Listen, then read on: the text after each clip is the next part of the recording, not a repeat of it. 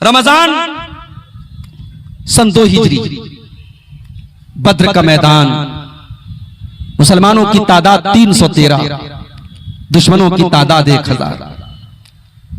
बद्र की लड़ाई के पहले अल्लाह के नबी रात भर अल्लाह की बारगाह में रोते रहे और दुआ करते रहे। हजरत अली फरमाते हैं, बद्र की लड़ाई के पहले मेरी नींद खुली, मैंने देखा सारे के सारे लोग सो रहे हैं सिवाय मेरे और जनाबे मोहम्मद रसूलुल्लाह सल्लल्लाहु अलैहि वसल्लम के।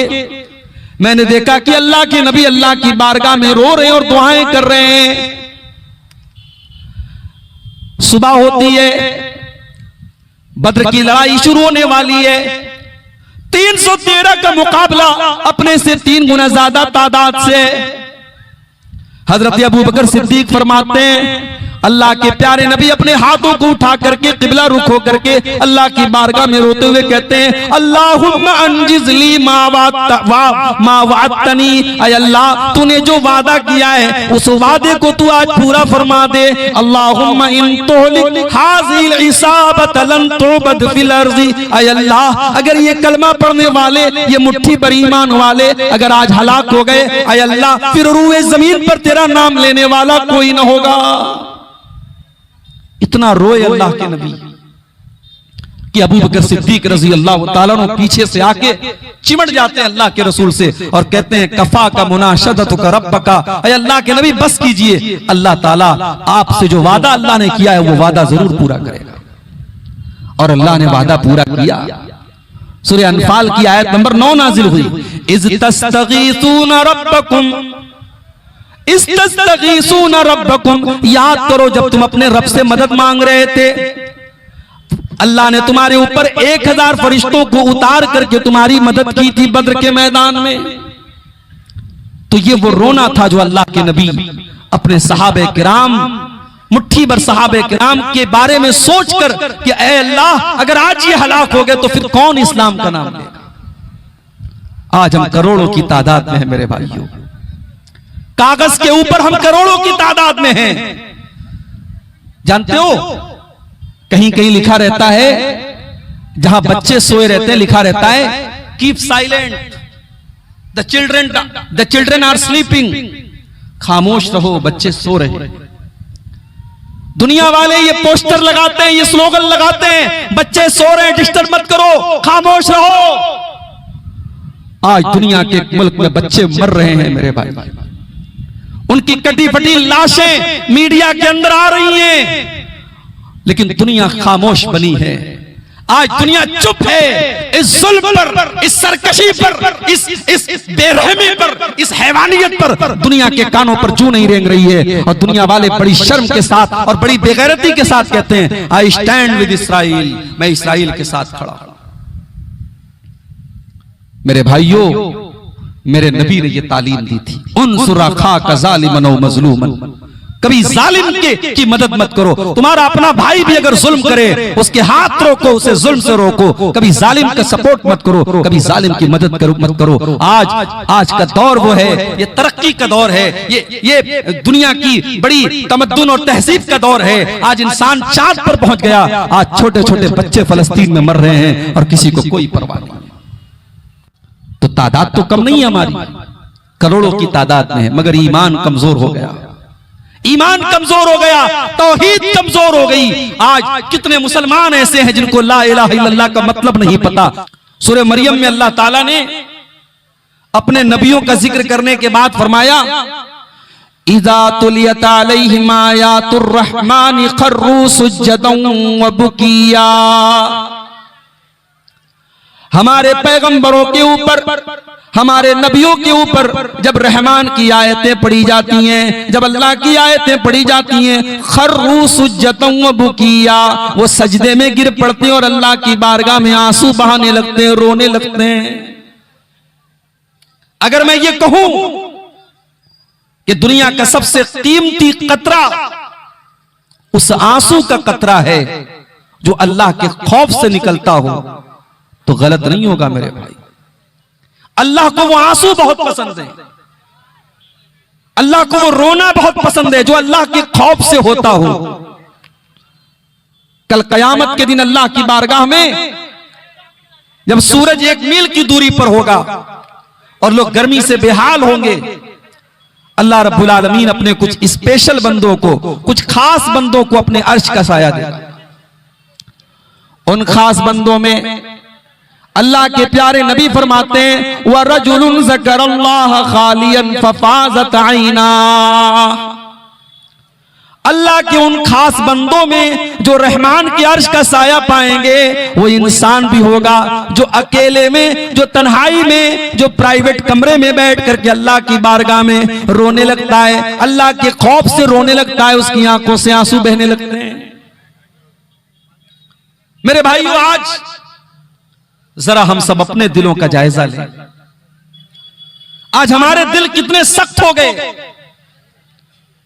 आज कुरान पढ़ा जाता है, हमारी आंखों से आंसू नहीं आते। आज मौत के ऊपर तकरीरें होती हैं, जहन्नम के ऊपर तकरीरें होती हैं, कुरान की आयतें पढ़ी जाती हैं, अल्लाह के नबी की हदीसें पढ़ी जाती हैं, हमारे ऊपर कोई असर नहीं पड़ता। ऐसा क्यों है? असल में आंखों का कनेक्शन दिल के साथ। जब दिल सख्त होगा तो आंखों से अल्लाह के खौफ से आंसू नहीं बहेंगे। इसीलिए अल्लाह ने बनी इस्राइल के बारे में कुरान में फरमाया, सुम्मा क़सत क़ुलूबुकुम मिन बादि ज़ालिका फ़हिय कल हिजारति औ अशद्दु क़स्वा। ऐ बनी इस्राइल, अल्लाह की नाफरमानियां करने की वजह से तुम्हारे दिल बड़े कठोर हो गए, तुम्हारे दिल बड़े सख्त हो गए। फ़हिय कल हिजारति औ अशद्दु क़स्वा, तुम्हारे दिल तो पत्थरों से भी ज्यादा कठोर हो गए, पत्थरों से भी ज्यादा सख्त हो गए। अल्लाह को वो रोना बहुत पसंद है मेरे भाइयों, जो अल्लाह के खौफ से आंसू निकलते हो। अल्लाह के खौफ से इंसान रोता, और जिस इंसान की आंखों से ये आंसू निकलते हो, उस इंसान को जहन्नम की आग नहीं छू सकती। अल्लाह के प्यारे नबी फरमाते हैं, ऐनानी ला तमस्सुहुमन नार, 2 आंखें ऐसी हैं जो जहन्नम की आग में नहीं जाएंगी। ऐनुन बातत तहरुसु फी सबीलिल्लाह, एक वो आंख है जो अल्लाह के रास्ते में चौकीदारी करती है, जो पहरेदारी करती है। रातों में जब दुनिया के लोग सोते रहते हैं, वो अल्लाह के मुजाहिद बंदे अल्लाह की सरहदों की हिफाजत करते हैं। वो ऐनुन बकत मिन खशियतिल्लाह, और दूसरी वो आंख, उसके ऊपर जहन्नम हराम है। जिस आंख से अल्लाह की खौफ से आंसू निकलता हो, जिस आंख से अल्लाह के डर से आंसू निकलता हो। मेरे भाइयों, क्या हमारे नबी भी रोते थे? जी हां, हमारे नबी भी इंसान थे। बल्कि अगर मैं ये कहूं कि जितनी ट्रेजेडी और जितने गम और जितने सदमे हमारे नबी अकरम सल्लल्लाहु अलैहि वसल्लम ने अपनी जिंदगी में देखे हैं, शायद किसी ने देखे होंगे। उसके बावजूद अल्लाह ने आपका कलेजा इतना मजबूत बनाया था, आप दीन का काम करते रहे, अल्लाह के दीन की दावत फैलाते रहे। आपकी 3 बेटियां आपकी आंखों के सामने दुनिया से चली गई। अल्लाह ने जितनी औलादे नरीना दी, जितने बेटे दिए, जितने लड़के आपको पैदा हुए, सब आपकी आंखों के सामने अल्लाह को प्यारे हो गए। आपके दांत तोड़े गए ओहद के मैदान में, आप पर पत्थर मारे गए ताइफ के बाजार में, आपको अपने शहर से निकाला गया, आपको पागल कहा गया, आपको शायर कहा गया, आपको जादूगर कहा गया। आपको कौन सी ऐसी तकलीफ है जो नहीं दी गई मेरे भाई? नबी की आंखों से भी आंसू आए। अच्छा, मेरे नबी रोते कैसे थे? मेरे नबी का रोना कैसा था? एक सहाबी हैं, उनका नाम है अब्दुल्ला बिन शिखीर रजी अल्लाह ताला। वो एक मर्तबा आए तो अल्लाह के नबी नमाज पढ़ रहे थे, और अल्लाह के नबी नमाज के दौरान रो रहे थे। अब अब्दुल्ला इब्न शिखीर कहते कि मैंने अपने नबी को रोते हुए देखा। वफी सदरिही अजीजुन का अजीजिल मिर्जल, मैंने देखा जैसे चूल्हे के ऊपर हांडी रखी हुई हो और हांडी के अंदर से गोश्त के पकने की आवाज आती हो, धीरे धीरे हांडी के अंदर किसी चीज के पकने की आवाज आती हो। अल्लाह के प्यारे नबी नमाज की हालत में रो रहे हैं और आपके सीने से उस तरीके की आवाज आ रही है। आप जुबान से तो रोने का इजहार नहीं फरमा रहे, जुबान से ऐसा नहीं लग रहा है कि आप रो रहे हैं, मगर आपकी आंखें बता रही हैं और आपके सीने से निकलने वाली वो आवाज बता रही है कि आप रो रहे हैं। ये अल्लाह के नबी का रोना था मेरे भाई। आज की तकरीर में मैं चाहता हूं अल्लाह के रसूल की सीरत से कुछ ऐसे वाकयात आपके सामने बयान किए जाएं, कुछ ऐसे मौके आपके सामने बयान किए जाएं जब अल्लाह के रसूल की आंखों से आंसू निकले। मगर इसके पहले कि मैं अल्लाह के नबी की सीरत से वो वाकयात बयान करूं, एक और पॉइंट की बात आपको बता देता हूं कि रोना जो होता है वो कई टाइप का होता है। अल्लामा इब्ने क़य्यिम की बड़ी मशहूर किताब है, नौजवानों से कहना चाहता हूं कभी मौका मिले, उर्दू में भी अवेलेबल है, उसको मुताला करो, पढ़ो। ज़ादुल मआद बड़ी बेहतरीन किताब है। ज़ादुल मआद में अल्लामा इब्ने क़य्यिम ने रोने की 10 किस्में लिखी। 10 टाइप का रोना होता है। एक रोना होता है रहमत का, इंसान को किसी के ऊपर रहम आता है वो रोने लगता है। एक रोना होता है खौफ का, इंसान को डर होता है, पता नहीं क्या होगा, आने वाली किसी मुसीबत का डर होता है, इंसान रोने लगता है। एक रोना होता है मोहब्बत का, शौहर परदेश जा रहा है, बीवी रो रही है, बेटा परदेश जा रहा है, मां रो रही है। बेटे की मोहब्बत में, शौहर की मोहब्बत में, बाप की मोहब्बत में इंसान रोने लगता है, ये रोना मोहब्बत का रोना है। और एक रोना होता है खुशी का रोना। कोई अच्छी खबर मिली, एग्जाम में इंसान पास हो गया, बेटे ने टॉप कर लिया, बाप की आंखों से आंसू आ गए, खुशी के आंसू आ गए। एक रोना होता है दर्द का रोना, कहीं बदन में कोई तकलीफ हो गई, कोई चोट लग गई, कोई जख्म हो गया, इंसान रोने लगा। एक रोना होता है गम का रोना, कोई मर गया, कोई हादसा हो गया, कोई गम आ गया, कोई नुकसान हो गया, इंसान रोने लगा। एक रोना होता है कमजोरी का रोना, इंसान बूढ़ा हो गया, हड्डियां कमजोर हो गई, जरा जरा सी बात पर रोने लगा, ये कमजोरी का रोना है।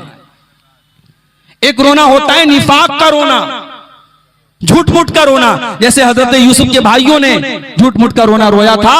अपने भाई यूसुफ को उन्होंने कुएं में डाला और उनके कपड़े को नकली खून में लपेट करके, उसमें खून लगा करके अपने बाप के पास रोते हुए आए। और एक रोना होता है किराए का रोना, अरब में और आज भी हिंदुस्तान में भी कहीं कहीं पैसा दे करके किसी के मरने पर किराए पर पैसा दे करके रोने वालों को बुलाया जाता है। और एक रोना होता है मुआफकत का, कि किसी को रोता हुआ हमने देखा, हमारी आंखों से भी आंसू आ गए। ये टोटल 10 तरीके का रोना होता है, अल्लामा इब्ने क़य्यिम ने बयान किया। इन 10 टाइप के रोने में जो रोना अल्लाह को पसंद है वो कौन सा रोना है, आइए जरा अपने नबी की सीरत में हम देखते हैं। रमजान सन 2 हिजरी, बद्र का मैदान, मुसलमानों की तादाद 313, दुश्मनों की तादाद 1000।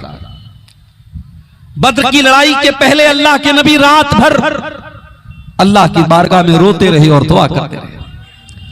हजरत अली फरमाते हैं, बद्र की लड़ाई के पहले मेरी नींद खुली, मैंने देखा सारे के सारे लोग सो रहे हैं सिवाय मेरे और जनाबे मोहम्मद रसूलुल्लाह सल्लल्लाहु अलैहि वसल्लम के। मैंने देखा कि अल्लाह के नबी अल्लाह की बारगाह में रो रहे हैं और दुआएं कर रहे हैं। सुबह होती है, बद्र की लड़ाई शुरू होने वाली है। 313 का मुकाबला अपने से 3 गुना ज्यादा तादाद से।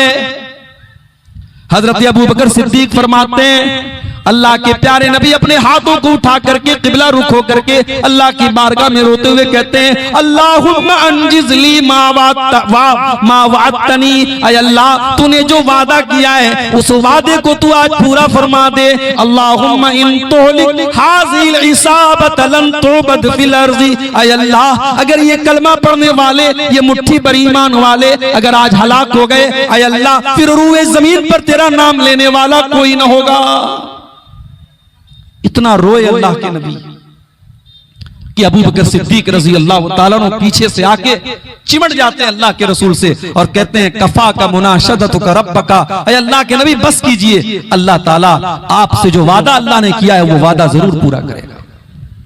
और अल्लाह ने वादा पूरा किया। सूरह अनफाल की आयत नंबर 9 नाजिल हुई, इज़ तस्तगीसूना रब्बकुम, इस्तगीसूना रब्बकुम, याद करो जब तुम अपने रब से मदद मांग रहे थे, अल्लाह ने तुम्हारे ऊपर 1000 फरिश्तों को उतार करके तुम्हारी मदद की थी बद्र के मैदान में। तो ये वो रोना था जो अल्लाह के नबी अपने सहाबे किराम, मुट्ठी भर सहाबे किराम के बारे में सोचकर कि ऐ अल्लाह, अगर आज ये हलाक हो गए तो फिर कौन इस्लाम का नाम लेगा। आज हम करोड़ों की तादाद में हैं मेरे भाइयों, कागज के ऊपर हम करोड़ों की तादाद में हैं। जानते हो, कहीं कहीं लिखा रहता है, जहां बच्चे सोए रहते हैं, लिखा रहता है keep silent, the children are sleeping, खामोश रहो, बच्चे सो रहे। दुनिया वाले ये पोस्टर लगाते हैं, ये स्लोगन लगाते हैं, बच्चे सो रहे हैं, डिस्टर्ब मत करो, खामोश रहो। आज दुनिया के मुल्क में बच्चे मर रहे हैं मेरे भाई, उनकी कटी फटी लाशें मीडिया के अंदर आ रही हैं, लेकिन दुनिया खामोश बनी है। आज दुनिया चुप है इस जुल्म पर, इस सरकशी पर, इस बेरहमी पर, इस हैवानियत पर दुनिया के कानों पर जू नहीं रेंग रही है। और दुनिया वाले बड़ी शर्म के साथ और बड़ी बेगैरती के साथ कहते हैं आई स्टैंड विद इस्राइल, मैं इस्राइल के साथ खड़ा हूं। मेरे भाइयों, मेरे नबी ने यह तालीम दी थी, उनसुर अखाका ज़ालिमन व मज़लूमन, कभी जालिम की मदद मत करो। तुम्हारा अपना भाई भी अगर जुल्म करे, उसके हाथ रोको, उसे जुल्म से रोको। कभी जालिम का सपोर्ट मत करो, कभी जालिम की मदद मत करो। आज का दौर वो है, ये तरक्की का दौर है, ये दुनिया की बड़ी तमद्दुन और तहजीब का दौर है। आज इंसान चांद पर पहुंच गया। आज छोटे छोटे बच्चे फलस्तीन में मर रहे हैं और किसी को कोई परवाह नहीं। तो तादाद तो कम नहीं है हमारी, करोड़ों की तादाद में है, मगर ईमान कमजोर हो गया, ईमान कमजोर हो गया, तौहीद कमजोर हो गई। आज कितने मुसलमान ऐसे हैं जिनको ला इलाहा इल्लल्लाह का मतलब नहीं पता, जिनको तौहीद का मतलब नहीं पता, जो कहीं पर भी अपना सर झुका सकते हैं, कहीं पर भी हाथ जोड़ सकते हैं, कहीं कुछ भी कर सकते हैं। न ईमान का के बारे में पता, न तौहीद के बारे में पता। तो तादाद हमारी बहुत है, मगर वो 313 जो नबी की पूंजी थे, जो नबी का कैपिटल थे, मेरे भाइयों, वो प्योर मुसलमान थे, वो शुद्ध मुसलमान थे। इसलिए अल्लाह के नबी रो रो के दुआ कर रहे हैं कि ऐ अल्लाह, अगर ये 313 खत्म हो गए तो फिर रूए जमीन पर तेरा नाम लेने वाला कोई नहीं।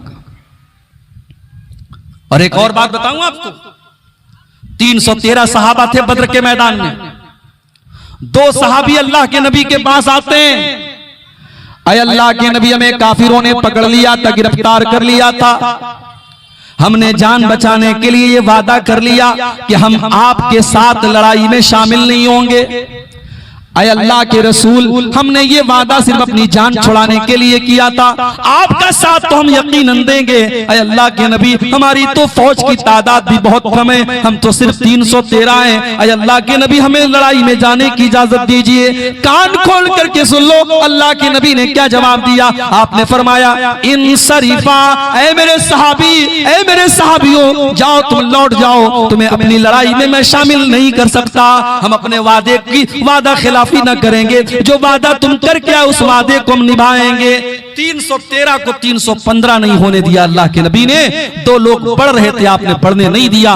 जुबान की वैल्यू और वादे की वैल्यू अगर कोई सीखे तो जनाब मोहम्मद रसूलुल्लाह सल्लल्लाहु अलैहि वसल्लम से सीखे मेरे भाई। तो एक आंसू तो मेरे नबी की आंखों से बद्र के मैदान में निकले थे। एक और मौका याद कीजिए, अम्मा आयशा फरमाती हैं, रात का टाइम था, अल्लाह के प्यारे नबी मेरे साथ थे, रात का आखिरी पहर आया, आपने फरमाया या आयशा ज़रीनी अताअब्बद ले रब्बी, अय आयशा मैं अपने रब की इबादत करने जाना चाहता हूं, अय आयशा मुझे जाने दो। हजरत आयशा से अल्लाह के नबी बहुत मोहब्बत करते थे, और जब इंसान बीवी से मोहब्बत करता है तो बीवी के नखरे उठाता है। भाई अल्लाह के नबी तहज्जुद पढ़ने जाना चाहते हैं, इसमें बीवी से इजाजत लेने या बीवी से पूछने का कोई मतलब नहीं है, मगर ये मोहब्बत के इजहार का एक तरीका है, ये प्यार के इजहार का एक तरीका है। कहा आयशा मैं अल्लाह की इबादत करने जाना चाहता हूं। अम्मा आयशा ने फरमाया इन्नी उहिब्बु कुर्बक व उहिब्बु मा यसरुक, ऐ अल्लाह के नबी मैं तो यही चाहती हूँ कि आप मेरे करीब रहें, लेकिन अगर आपकी खुशी अल्लाह की इबादत करने में आप बड़े शौक से जाएं, मुझे कोई एतराज नहीं है। अम्मा आयशा फरमाती हैं फकामा, अल्लाह के नबी अपने बिस्तर से खड़े हुए, फततहरा आपने वजू किया, फिर आप खड़े होकर के तहज्जुद की नमाज पढ़ने लगे और तहज्जुद की नमाज पढ़ करके आप बैठ करके रोने लगे। इतना रोए हत्ता बल्ला हिजरुहु, आपके कपड़े का दामन आंसुओं से तर हो गया। फिर उसके बाद फिर आपकी आंखों से आंसू बहने लगे। इतना रोए हत्ता बल्लत लहियतुहु, यहां तक कि आपकी दाढ़ी आंसुओं से तर हो गई। फिर आप रोने लगे हत्ता बल्लतिल अर्ज़ु, यहां तक कि जमीन पूरी की पूरी आपके आंसुओं से भीग गई। अल्लाहु अकबर। हमारा नबी तहज्जुद में रोता था। हम और आप पांचों टाइम की नमाज भी नहीं पढ़ते। मस्जिद के लिए जलसा हो रहा है, मुझे शायर का वो शेर याद आता है, मस्जिद तो बना ली शब भर में ईमान की हरारत वालों ने, मन अपना पुराना पापी था बरसों में नमाजी बन न सका। मस्जिदें तो बहुत है मेरे भाई, हम एक मस्जिद के जाने का गम कर रहे हैं, यहां हजारों लाखों मस्जिदें हैं, मस्जिदों को आबाद करने वाले नहीं। और कान खोल करके सुन लो हतिया दियारा के मेरे भाइयों, कुरान की नजर में मर्द कौन है? कुरान ने मर्द किसको कहा है? कुरान की नजर में मर्द वो है जो अपने काम धंधे को छोड़ करके नमाज के टाइम नमाज पढ़ने के लिए आता हो। कुरान का 18वां पारा उठाओ, अल्लाह फरमाता है सूरह नूर के अंदर, रिजालुल ला तुल्हीहिम तिजारतुन वला बैउन अन जिक्रिल्लाहि व इकामिस सलाति व ईताइज ज़कात।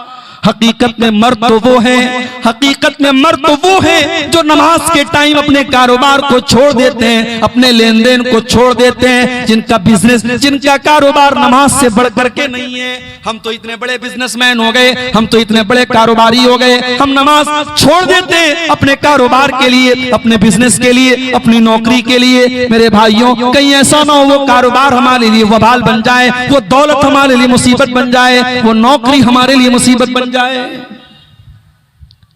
5 टाइम की नमाज हमारा भाई नहीं पढ़ता, तहज्जुद क्या पढ़ेगा? या हमारे नबी तहज्जुद की नमाज पढ़ रहे हैं और तहज्जुद की नमाज पढ़ के अल्लाह के नबी रो रहे हैं। और अपने नौजवान भाइयों से एक बात कहना चाहता हूं, अगर जिंदगी में कुछ गोल्स हैं, कुछ सपने हैं, कुछ टारगेट है जिसको पूरा करना है ना, तो उस अल्लाह के सामने रात में तहज्जुद पढ़ के अपने टारगेट पेश करो, अपनी आरजुओं को पेश करो, जिस अल्लाह के दर से कोई खाली हाथ नहीं लौटता। रात के टाइम जब दुनिया सो रही हो, अगर बंदा अल्लाह की बारगाह में खड़ा होकर अल्लाह को याद करता है, अल्लाह को बंदे की यादा बड़ी पसंद आती है। अल्लाह ने ऐसे लोगों का जिक्र कुरान में भी किया है, ततजाफा जुनूबुहुम अनिल मज़ाजि यदऊन रब्बहुम खौफन व तमा व मिम्मा रज़क़नाहुम युनफिकून। मेरे जन्नती बंदे तो वो हैं, मेरे मुत्तकी बंदे तो वो हैं, मेरे मोमिन बंदे तो वो हैं, जब दुनिया आराम से बिस्तरों पर सो रही हो, वो बिस्तरों से उठ करके अल्लाह की बारगाह में नमाज पढ़ते रहते हैं, वो अल्लाह को याद करते रहते हैं। अल्लाह के नबी तहज्जुद की नमाज में रो रहे हैं मेरे भाई। फजर का टाइम हो जाता है, हजरत बिलाल आते हैं आपको नमाज की इत्तला देने के लिए। क्या देखते कि अल्लाह के नबी की आंखों से इस कदर आंसू बहे, आप इस कदर रोए हैं, आपकी दाढ़ी आंसुओं से भीगी है, जमीन आंसुओं से भीगी है, आपके कपड़े आंसुओं से भीगे हैं। हजरत बिलाल कहते हैं, अरे अल्लाह के नबी आप इतना क्यों रोते हैं? अल्लाह ताला ने तो आपकी अगली पिछली सारी खताएं माफ कर दी हैं, आप तो बख्शे बख्शाए, आप इस कदर क्यों रोते हैं? अल्लाह के नबी फरमाते हैं, अफला अकूनु अब्दन शकूरा, ऐ बिलाल क्या मैं अपने रब का शुक्रगुजार बंदा न बनूं? अगर अल्लाह ने मुझे ये मकाम दिया है, अगर अल्लाह ने मुझे अपना आखिरी नबी बनाया है, क्या मैं अपने रब का शुक्रिया भी अदा न करूं? उसके बाद आपने फरमाया, ऐ बिलाल आज की रात मेरे ऊपर कुरान की एक आयत नाजिल हुई है, जो इंसान इस आयत को सुन करके इस पर गौर न करे वो बर्बाद हो जाए, वो हलाक हो जाए। नबी ने बद्दुआ दे दी, वैलुल लिमन क़राहा वलम यतदब्बरहा, जो इस आयत को सुन करके इसके ऊपर गौर न करे उसके लिए बर्बादी है। कौन सी आयत थी? सूरह आल इमरान की आयत नंबर 91 थी। अल्लाह ने फरमाया, इन्न फी खल्क़िस समावाति वल अर्दि वख्तिलाफिल लैलि वन नहारी लआयातिल लिउलिल अलबाब। बेशक आसमानों और जमीन की तख्लीक के अंदर, बेशक दिन और रात की गर्दिश के अंदर अक्लमंदों के लिए निशानियां हैं। और अक्लमंद कौन लोग हैं? अल्लाह ने फरमाया, अल्लज़ीना यज़कुरूनल्लाह क़ियामन व क़ुऊदन व अला जुनूबिहिम व यतफक्करून फी खल्क़िस समावाति वल अर्ज़ि रब्बना मा खलक़्त हाज़ा बातिला। अल्लाह ने कहा अक्लमंद वो लोग हैं। রাজবাড়ার একটা মেয়ে ছেলে কান্দা বিয়াকুল আছে, স্টেজে আছেন, কে এমন মা আছে যে নিজের ছেলে ছেড়ে আপনি ঘুমিয়ে আছেন? রাজবাড়া সিরাজুলের মেয়ে।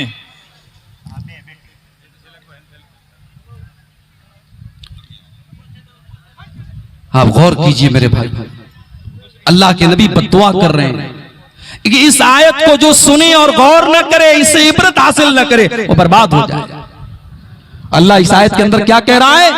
अक्लमंदों के लिए कायनात के अंदर निशानी है। और अक्लमंद कौन है? जो बैठ करके, खड़े होकर के और लेट करके अल्लाह को याद करते हैं।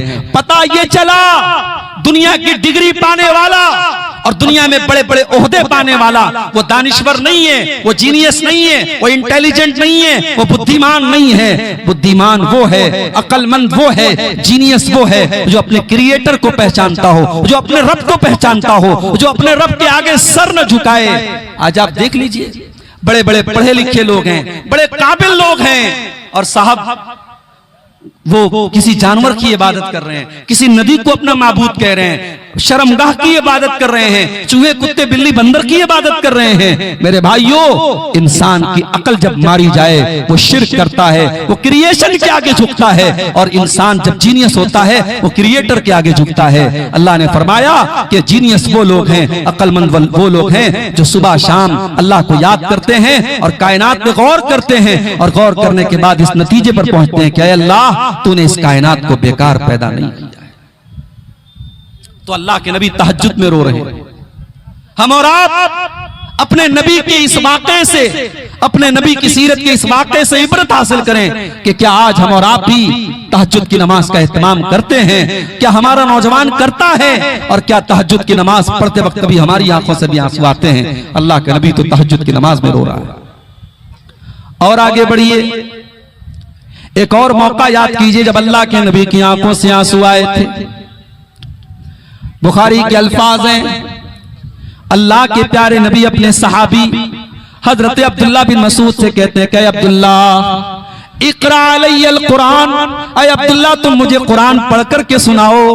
हजरत अब्दुल्ला ने फरमाया, अल्लाह के नबी मैं आपको कुरान कैसे पढ़ के सुनाऊं? व अलैका उन्ज़िल, ये कुरान तो आप ही के ऊपर उतारा गया है। अय अल्लाह के नबी मैं आपको कुरान कैसे पढ़ के सुनाऊं? आप तो खुद साहिबे कुरान हैं, आपके ऊपर तो कुरान उतरा है, मैं आपको कुरान कैसे सुनाऊं? आपने फरमाया, इन्नी उहिब्बु अन अस्माहु मिन गैरी, अय अब्दुल्ला आज मैं किसी दूसरे के मुंह से कुरान सुनना चाहता हूं।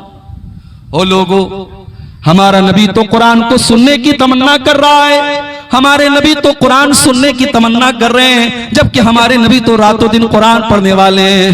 ओ लोगों, ओ नौजवान साथियों, रातों दिन मोबाइल में और सोशल मीडिया में मुलव्विस रहने वाले मेरे नौजवान साथियों, कभी जरा सोचो तुमने आखिरी बार कुरान को कब पढ़ा था?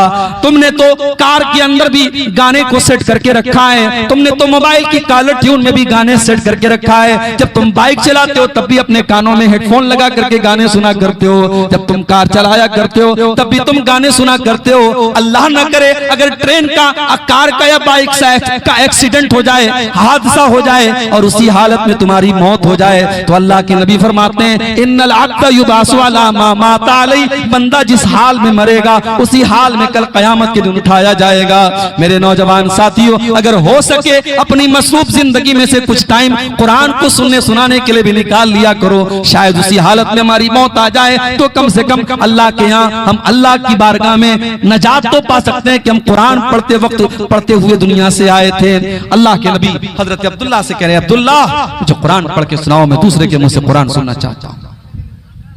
आज हमारे बहुत सारे नौजवान भाई कहते हैं हमें म्यूजिक से सुकून मिलता है, हम कोई अपनी पसंद का म्यूजिक सुनते हैं तो हमारे दिल को सुकून मिलता है। मैं कहता हूं वो दिल मुर्दा है, वो दिल मर चुका है, वो दिल डेड हो चुका है जिस दिल को म्यूजिक से सुकून मिलता हो। इसलिए कि ईमान वाले के दिल को तो म्यूजिक से सुकून नहीं मिलता है, ईमान वाले के दिल को अल्लाह के जिक्र से सुकून मिलता है। अला बिज़िक्रिल्लाहि तत्मइन्नुल कुलूब, मेरे बंदो तुम्हारे दिलों को अल्लाह के जिक्र से सुकून मिलता है। आपने कहा, अब्दुल्ला मैं तुम्हारे मुंह से कुरान सुनना चाहता हूं। और यहां एक बात और नोट कर लो, सहाबा में हर सहाबी की अपनी एक क्वालिटी थी। कोई सहाबी लड़ने में माहिर है, कोई सहाबी इल्म में माहिर है, कोई सहाबी फतवा देने में माहिर है। हर सहाबी का अपना एक किरदार है। हजरत अब्दुल्लाह बिन मसूद रजी अल्लाह तआला अन्हु कुरान के बहुत अच्छे कारी थे, कुरान बहुत अच्छा पढ़ते थे। बल्कि अल्लाह के नबी खुद फरमाते हैं, अगर किसी को कुरान ऐसा सुनना हो जैसे कुरान अभी ताजा ताजा उतर रहा है और नाजिल हो रहा है, ऐसा कुरान अगर किसी को सुनना है तो अब्दुल्लाह बिन मसूद से सुन लो। ये कुरान इतना बेहतरीन पढ़ते थे। अगर आज आपका बच्चा कुरान का हाफिज है, अगर आज आपका बच्चा कुरान पढ़ रहा है और तरावी की नमाज में सैकड़ों और हजारों लोग आपके बच्चे के पीछे तरावी की नमाज पढ़ रहे हैं, मेरे भाइयों ये खुशकिस्मती और खुशनसीबी का मकाम है। कुरान को पढ़ने पढ़ाने वाले से बड़ा किसी का मकाम नहीं है। हजरत अब्दुल्लाह बिन मसूद कहते हैं, मैं अल्लाह के नबी को सूरह निसा पढ़ के सुनाने लगा, मैं सूरह निसा की तिलावत करने लगा। जब मैं सूरह निसा को पढ़ने लगा तो पढ़ते पढ़ते मैं सूरह निसा की इस आयत के ऊपर पहुंचा, फकैफ़ इज़ा जीना मिन कुल्लि उम्मतिन बिशहीदिन व जीना बिका अला हाउलाइ शहीदा। ऐ नबी, ऐ मेरे रसूल, हर उम्मत में से हम एक गवाह लाएंगे और ऐ नबी आपकी उम्मत के ऊपर हम आपको गवाह बनाएंगे। हजरत अब्दुल्लाह कहते हैं, जब मैं इस आयत के ऊपर पहुंचा, अल्लाह के नबी ने हाथ उठा करके कहा कि अब्दुल्ला बस करो, अब रोक दो, अब तिलावत रोक दो। मैंने नजरें उठा के देखा, फैजा ऐनाहु तज़रिफान, अल्लाह के नबी की आंखों से आंसू बह रहे थे। अल्लाह के नबी रो रहे थे, अल्लाह के नबी की आंखों से आंसू बह रहे थे। आप इसलिए रो रहे थे, आपको अपने कंधे पर डाली जाने वाली जिम्मेदारी का एहसास था। आपको ये एहसास था, इतनी बड़ी जिम्मेदारी अल्लाह ने मेरे कंधे पर डाली है, मेरी सारी उम्मत के बारे में मुझे गवाह बनाया जाएगा, मुझसे सवाल किया जाएगा। इस जिम्मेदारी के बारे में सोच करके अल्लाह के नबी रो रहे थे। आज कौन जिम्मेदारी के बारे में सोच के रोता है? आज तो होड़ लगी है ओहदों की, मुझे अमीर बना दो, मुझे नाजिम बना दो, मुझे खजांची बना दो, मुझे मदरसे का नाजिम बना दो, मुझे मस्जिद का मुतवल्ली बना दो। आज तो साफ सियासत होती है, पॉलिटिक्स होती है, लड़ते हैं, झगड़ते हैं, खरीदो फरोख्त होती है। आज तो ओहदे और कुर्सी के लिए इंसान किसी हद तक गिर जाता है। मेरे भाइयों, हमारे नबी ने यह सबक भी हमें सिखाया कि ओहदे और जिम्मेदारी ये लेना बहुत आसान काम है, उसे निभाना बहुत मुश्किल काम है। अल्लाह के नबी अपनी जिम्मेदारी के बारे में सोच करके रो रहे हैं। मेरे भाइयों, आपकी आंखों से आंसू बह। और आगे बढ़िए, एक और मौके पर अल्लाह के नबी की आंखों से आंसू आए थे। सही मुस्लिम के अल्फाज हैं, अल्लाह के नबी अपनी मां की कब्र पे जाते हैं, आपके साथ आपके सहाबा भी हैं। अपनी मां को आपने 6 साल की उम्र में खो दिया था। ओ लोगों, यतीम क्या होता है ये कोई अल्लाह के नबी से पूछे। आप पैदा हुए तो बाप का साया न था, 6 साल की उम्र में आपने अपनी मां को खो दिया। न मां का प्यार आपको ढंग से मिला, न बाप का साया आपको मिला। आप तो दुर्रे यतीम थे, आप तो पैदाइशी यतीम थे।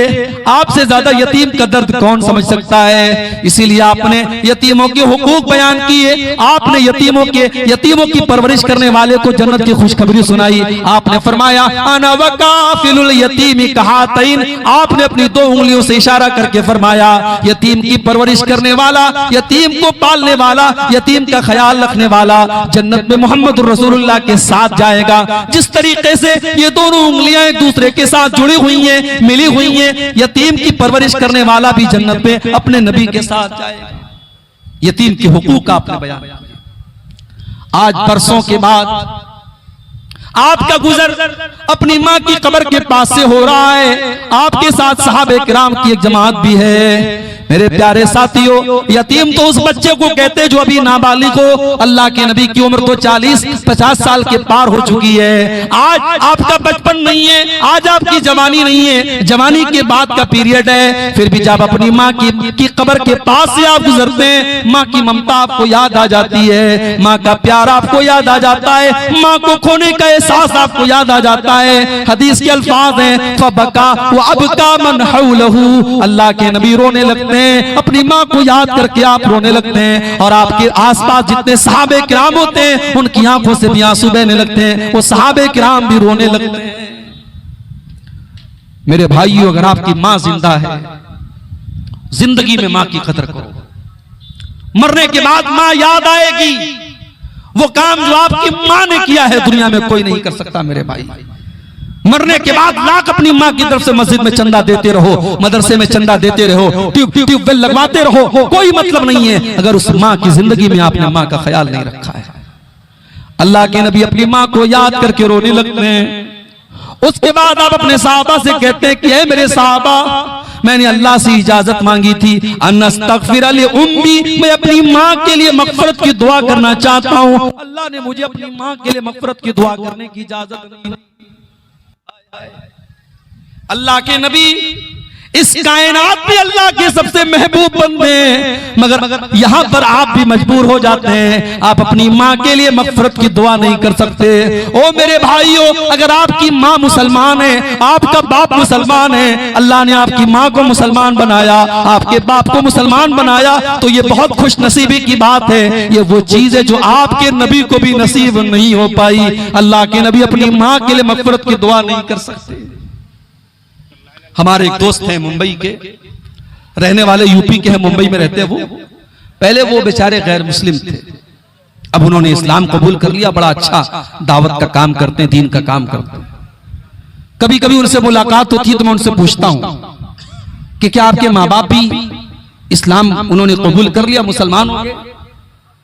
मैं देखता हूं उनकी आंखों में आंसू आ जाते हैं मेरे भाई, वो रोने लगते हैं और कहते हैं शेख दुआ कीजिए अल्लाह मेरी माँ को हिदायत दे दे। बाप तो मर गया है, माँ जिंदा है, मैं समझा रहा हूँ, माँ को रास्ते पे लाने की कोशिश कर रहा हूँ, बस दुआ कीजिए अल्लाह मेरी माँ को हिदायत दे दे। मेरे भाइयों, एक औलाद के लिए इससे बढ़ के तकलीफ की कोई बात नहीं है कि जब वो अल्लाह की बारगाह में दुआ के लिए हाथ उठाए तो अपनी माँ के लिए दुआ नहीं कर सकता, अपने बाप के लिए दुआ नहीं कर सकता। इससे बड़ी बदनसीबी की कोई बात नहीं है मेरे भाइयों। अगर आपकी माँ मुसलमान है, आपका बाप मुसलमान है, ये बड़ी खुशनसीबी की बात है। अल्लाह का शुक्र अदा कीजिए। अल्लाह के प्यारे हबीब फरमाते हैं, मैंने अपने रब से इजाजत मांगी कि अल्लाह मैं अपनी माँ के लिए मगफरत की दुआ करना चाहता हूँ, अल्लाह ने इजाजत नहीं दी। और फिर मैंने अल्लाह से इजाजत मांगी कि मैं अपनी माँ की कब्र पे जाना चाहता हूँ, अपनी माँ की कब्र को देखना चाहता हूँ, अल्लाह ने इजाजत दे दी। तो ऐ लोगों, तुम भी कब्रिस्तान जाया करो और कब्रों पर जाया करो। फइन्नहा तुज़क्किरुकुमुल आखिरा,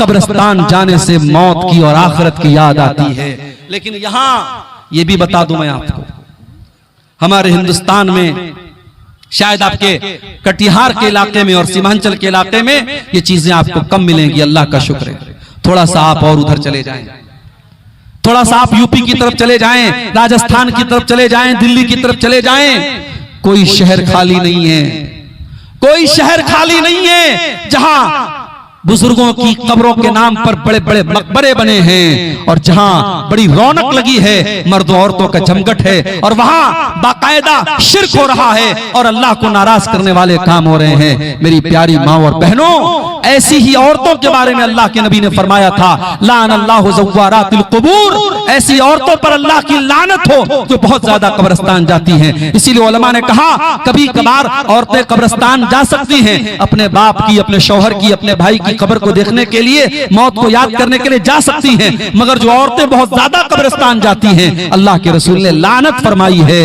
मेरे प्यारे साथियों, यहां भी अल्लाह के नबी ने वही बात कही कि तुम कब्रिस्तान जा सकते हो, जाया करो, कब्र पर जाने से तुमको आखिरत की याद आए। मगर आज क्या हो रहा है? आज तो कब्र पे जाकर के भी हमें हंसी आती है, मजाक करते हैं हम। कितने लोगों को देखता हूं जनाजे की नमाज में जा रहे हैं और आपस में हंसी मजाक कर रहे हैं, मोबाइल पर वीडियो देख रहे हैं, यानी कब्रिस्तान में भी अब हमें मौत याद नहीं आती। मेरे प्यारे साथियों, एक और मौके पर मेरे नबी की आंखों से आंसू आए थे। इब्ने माजा की रिवायत है, एक अंसारी सहाबी का जनाजा था, अल्लाह के नबी जनाजे में गए हुए थे और जनाजे को कब्र में उतारा जा रहा था और अल्लाह के प्यारे हबीब कब्र के एक साइड अपने सहाबा के साथ बैठे हुए थे। आप गौर कर रहे थे, उस अजाब कब्र के बारे में सोच रहे थे, उस कब्र की जिंदगी के बारे में आप सोच रहे थे और आपकी आंखों से आंसू बह रहे थे और आपने रोते हुए अपने सहाबा से फरमाया, लिमिस्ली हाज़ा फ़अइतू या इख़वानी, ऐ मेरे भाइयों, इस कब्र में तुमको भी आना है, इस कब्र में आने की तैयारी करो। हथिया दियारा वालों, दुनिया में आपने बड़ी प्रॉपर्टी बना ली होगी, बड़ी जमीनों जायदाद आपने बना ली होगी, बड़ी दौलत आपने इकट्ठा कर ली होगी, मगर जाना तो एक दिन हम सबको कब्र में है। उस कब्र में 2 गज जमीन से ज्यादा हमको मिलने वाला नहीं है। उस कब्र में न बेटा बाप के काम आएगा, न बीवी शौहर के काम आएगी, न भाई भाई के काम आएगा। उस कब्र में हमारे साथ क्या होगा? मेरे भाइयों, अगर कब्र के बारे में हम सोच लें तो शायद दुनिया की चीजें हमें मजा देना बंद कर दें, दुनिया की लज्जतें हमारे लिए हराम हो जाएं। कब्र के बारे में सोचा करो मेरे भाई। इसीलिए हजरत उस्मान गनी रजी अल्लाह ताला अन्हु जब किसी कब्रिस्तान के पास से गुजरते थे तो ज़ारो कतार रोने लगते थे, आंखों से आंसू बहने लगते थे। किसी ने पूछा कि उस्मान गनी, जन्नत की बात आती आप नहीं रोते हैं, जहन्नम की बात आती आप नहीं रोते हैं, लेकिन कब्र को देखते तो आप रोने लगते हैं। उस्मान गनी ने कहा कि हाँ, मैं कब्र को देख करके इसलिए रोने लगता हूँ क्योंकि मैंने अपने नबी को यह फरमाते हुए सुना, इन्नल कब्र अव्वलु मंजिल मिन मनाजिल आखिरह, बेशक कब्र आखिरत की पहली मंजिल है। जिसने कब्र को पार कर लिया उसके लिए आगे की मंजिलें आसान है। मेरे प्यारे साथियों, हमारे नबी कब्र को देख के रो रहे हैं। अब जरा हम सब जायजा लें, आज हम कितनी कब्र को देख के रोते हैं, हम कब कब्रिस्तान पर जाकर के रोते हैं। हमें तो कब्रिस्तान पर भी हंसी आती है, हमें तो कब्रिस्तान पर भी जाके मजा आता है। मैंने तो ऐसे कब्रिस्तान भी देखे हैं कि कब्रिस्तान पर बैठ करके लोग शराब पी रहे हैं, कब्रिस्तान पर बैठ करके लोग जुआ खेल रहे हैं, कब्रिस्तान पर बैठ करके मोबाइल पर क्रिकेट मैच देख रहे हैं। मेरे भाइयों, ये इबरत की जा है, तमाशा नहीं है। कब्रिस्तान इबरत की जगह है। बड़े बड़े बादशाह, बड़े बड़े अमीर उमरा, बड़े बड़े दुनिया में अपने आप को, अपनी ताकत का प्रचार करने वाले आज भी कब्रिस्तान में मरे पड़े हैं। उनकी डेड बॉडी पड़ी है जो हमें यह सबक दे रही है, मिटे नामवर, मिटे मिटे नामवर कैसे, और उनके नामो निशान कैसे मिटे, मिटे अहले शाह कैसे कैसे, किस तरीके के बड़े बड़े शान वाले कब्र में मनो मिट्टी नीचे दफन हो गए। मेरे प्यारे साथियों, अल्लाह के नबी कब्रिस्तान को देखकर और कब्र को देखकर के भी रो रहे हैं। और एक और बात बताऊं आपको, 313 सहाबा थे बद्र के मैदान में। 2 सहाबी अल्लाह के नबी के पास आते हैं, अय अल्लाह के नबी, हमें काफिरों ने पकड़ लिया था, गिरफ्तार कर लिया था। हमने जान बचाने के लिए ये वादा कर लिया कि हम आपके साथ लड़ाई में शामिल नहीं होंगे।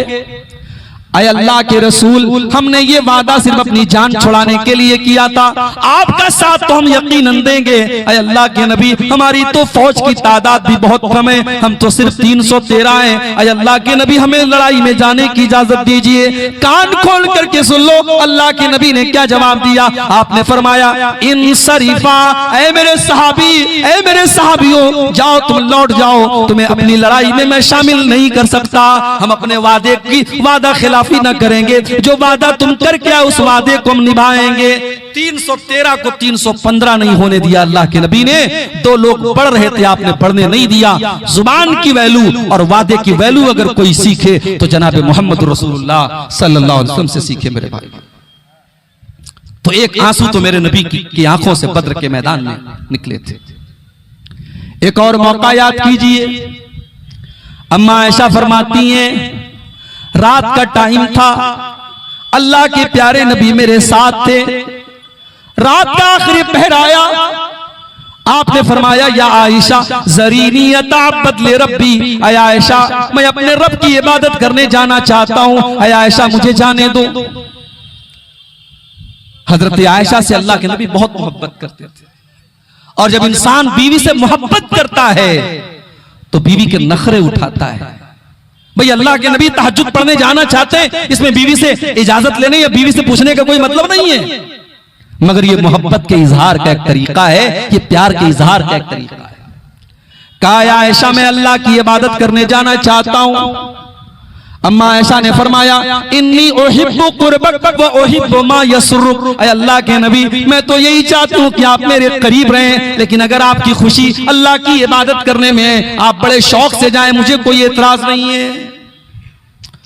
अम्मा आयशा फरमाती हैं, फकामा, अल्लाह के नबी अपने बिस्तर से खड़े हुए, फततहरा, आपने वजू किया, फिर आप खड़े होकर के तहज्जुद की नमाज पढ़ने लगे, और तहज्जुद की नमाज पढ़ करके आप बैठ करके रोने लगे। इतना रोए हत्ता बल्ला हिजरुहु, आपके कपड़े का दामन आंसुओं से तर हो गया। फिर उसके बाद फिर आपकी आंखों से आंसू बहने लगे। इतना रोए हत्ता बल्लत लहियतुहु, यहाँ तक कि आपकी दाढ़ी आंसुओं से तर हो गई। फिर आप रोने लगे हत्ता बल्लतिल अर्ज़ु, यहाँ तक कि जमीन पूरी की पूरी आपकी आंसुओं से भीग गई। अल्लाहु अकबर। हमारा नबी तहज्जुद में रोता था, हम और आप पांचों टाइम की नमाज भी नहीं पढ़ते। मस्जिद के लिए जलसा हो रहा है, मुझे शायर का वो शेर याद आता है, मस्जिद तो बना ली शब भर में ईमा की हरारत वालों ने, मन अपना पुराना पापी था बरसों में नमाजी बन न सका। मस्जिदें तो बहुत है मेरे भाई, हम एक मस्जिद के जाने का गम कर रहे हैं, यहां हजारों लाखों मस्जिदें हैं, मस्जिदों को आबाद करने वाले नहीं। और कान खोल करके सुन लो हतिया दियारा के मेरे भाइयों, कुरान की नजर में मर्द कौन है? कुरान ने मर्द किसको कहा है? कुरान की नजर में मर्द वो है जो अपने काम धंधे को छोड़ करके नमाज के टाइम नमाज पढ़ने के लिए आता हो। कुरान का 18वां पारा उठाओ, अल्लाह फरमाता है सूरह नूर के अंदर, रिजालुल ला तुल्हीहिम तिजारतुन वला बैउन अन जिक्रिल्लाहि व इकामिस सलाति व ईताइज ज़कात। हकीकत में मर्द तो वो है, हकीकत में मर्द तो वो है जो नमाज के टाइम अपने कारोबार को छोड़ देते हैं, अपने लेन देन को छोड़ देते हैं, जिनका बिजनेस, जिनका कारोबार नमाज से बढ़ करके नहीं है। हम तो इतने बड़े बिजनेसमैन हो गए, हम तो इतने बड़े कारोबारी हो गए, हम नमाज छोड़ देते हैं अपने कारोबार के लिए, अपने बिजनेस के लिए, अपनी नौकरी के लिए। मेरे भाइयों, कहीं ऐसा ना हो वो कारोबार हमारे लिए वबाल बन जाए, वो दौलत हमारे लिए मुसीबत बन जाए, वो नौकरी हमारे लिए मुसीबत बन जाए। 5 टाइम की नमाज हमारा भाई नहीं पढ़ता, तहज्जुद क्या पढ़ेगा? या हमारे नबी तहज्जुद की नमाज पढ़ रहे हैं, और तहज्जुद की नमाज पढ़ के अल्लाह के नबी रो रहे हैं। और अपने नौजवान भाइयों से एक बात कहना चाहता हूं, अगर जिंदगी में कुछ गोल्स हैं, कुछ सपने हैं, कुछ टारगेट है जिसको पूरा करना है ना, तो उस अल्लाह के सामने रात में तहज्जुद पढ़ के अपने टारगेट पेश करो, अपनी आरजुओं को पेश करो, जिस अल्लाह के दर से कोई खाली हाथ नहीं लौटता।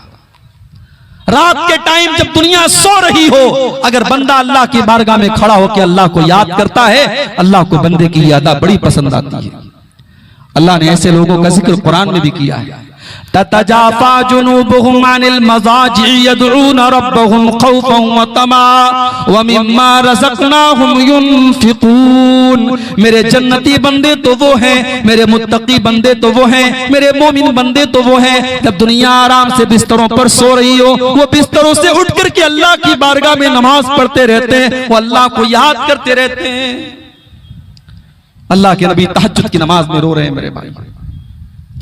फजर का टाइम हो जाता है, हजरत बिलाल आते हैं आपको नमाज की इत्तला देने के लिए। क्या देखते कि अल्लाह के नबी की आंखों से इस कदर आंसू बहे, आप इस कदर रोए हैं, आपकी दाढ़ी आंसुओं से भीगी है, जमीन आंसुओं से भीगी है, आपके कपड़े आंसुओं से भीगे हैं। हजरत बिलाल कहते हैं, अरे अल्लाह के नबी आप इतना क्यों रोते हैं? अल्लाह ताला ने तो आपकी अगली पिछली सारी खताएं माफ कर दी हैं, आप तो बख्शे बख्शाए, आप इस कदर क्यों रोते हैं? अल्लाह के नबी फरमाते हैं, अफला अकूनु अब्दन शकूरा, ऐ बिलाल क्या मैं अपने रब का शुक्रगुजार बंदा न बनूं? अगर अल्लाह ने मुझे ये मकाम दिया है, अगर अल्लाह ने मुझे अपना आखिरी नबी बनाया है, क्या मैं अपने रब का शुक्रिया भी अदा न करूं?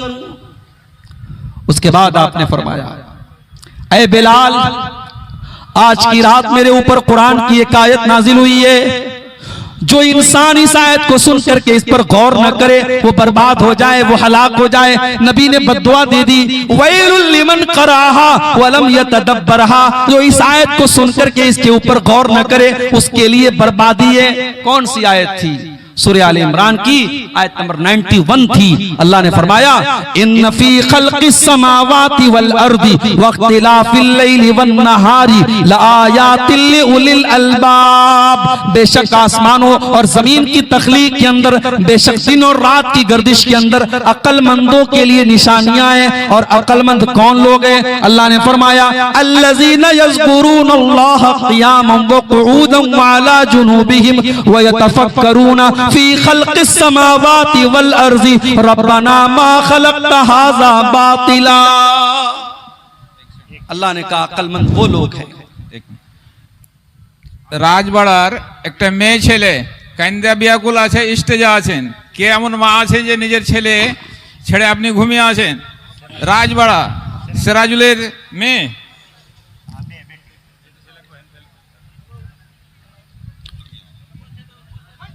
आप गौर कीजिए मेरे भाई, अल्लाह के नबी बद्दुआ कर रहे हैं, कि इस आयत को जो सुने और गौर न करे, इससे इबरत हासिल न करे, वो बर्बाद हो जाए। अल्लाह इस आयत के अंदर क्या कह रहा है?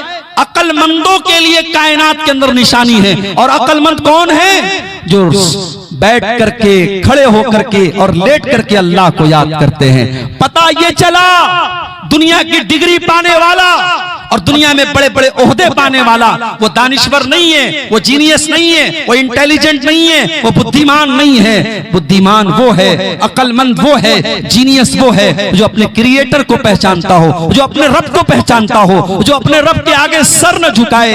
आज आप देख लीजिए, बड़े बड़े पढ़े लिखे लोग हैं, बड़े काबिल लोग हैं, और साहब वो किसी जानवर की इबादत कर रहे हैं, किसी नदी को अपना माबूद कह रहे हैं, शर्मगाह की इबादत कर रहे हैं, चूहे कुत्ते बिल्ली बंदर की इबादत कर रहे हैं। मेरे भाइयों, इंसान की अकल जब मारी जाए वो शिर्क करता है, वो क्रिएशन के आगे झुकता है, और इंसान जब जीनियस होता है वो क्रिएटर के आगे झुकता है। अल्लाह ने फरमाया कि जीनियस वो लोग हैं, अक्लमंद वो लोग हैं जो सुबह शाम अल्लाह को याद करते हैं और कायनात में गौर करते हैं, और गौर करने के बाद इस नतीजे पर पहुंचते हैं कि अल्लाह तूने इस कायनात को बेकार पैदा नहीं किया है।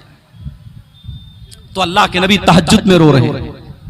हम और आप अपने नबी के इस वाक़े से, अपने नबी की सीरत के इस वाक़े से इबरत हासिल करें कि क्या आज हम और आप भी तहज्जुद की नमाज का एहतमाम करते हैं? क्या हमारा नौजवान करता है? और क्या तहज्जुद की नमाज पढ़ते वक्त कभी हमारी आंखों से भी आंसू आते हैं? अल्लाह के नबी तो तहज्जुद की नमाज में रो रहा है। और आगे बढ़िए, एक और मौका याद कीजिए जब अल्लाह के नबी की आंखों से आंसू आए थे। बुखारी के अल्फाज हैं, अल्लाह के प्यारे नबी अपने सहाबी हजरत अब्दुल्ला बिन मसूद से कहते हैं कि अब्दुल्ला इकरा अलैयल कुरान, अय अब्दुल्ला तुम मुझे कुरान पढ़कर के सुनाओ। हजरत अब्दुल्ला ने फरमाया, अल्लाह के नबी मैं आपको कुरान कैसे पढ़ के सुनाऊं? व अलैका उन्जिल, ये कुरान तो आप ही के ऊपर उतारा गया है। अय अल्लाह के नबी मैं आपको कुरान कैसे पढ़ के सुनाऊं? आप तो खुद साहिबे कुरान हैं, आपके ऊपर तो कुरान उतरा है, मैं आपको कुरान कैसे सुनाऊं? आपने फरमाया, इन्नी उहिब्बु अन अस्माहु मिन गैरी, अय अब्दुल्ला आज मैं किसी दूसरे के मुंह से कुरान सुनना चाहता हूं।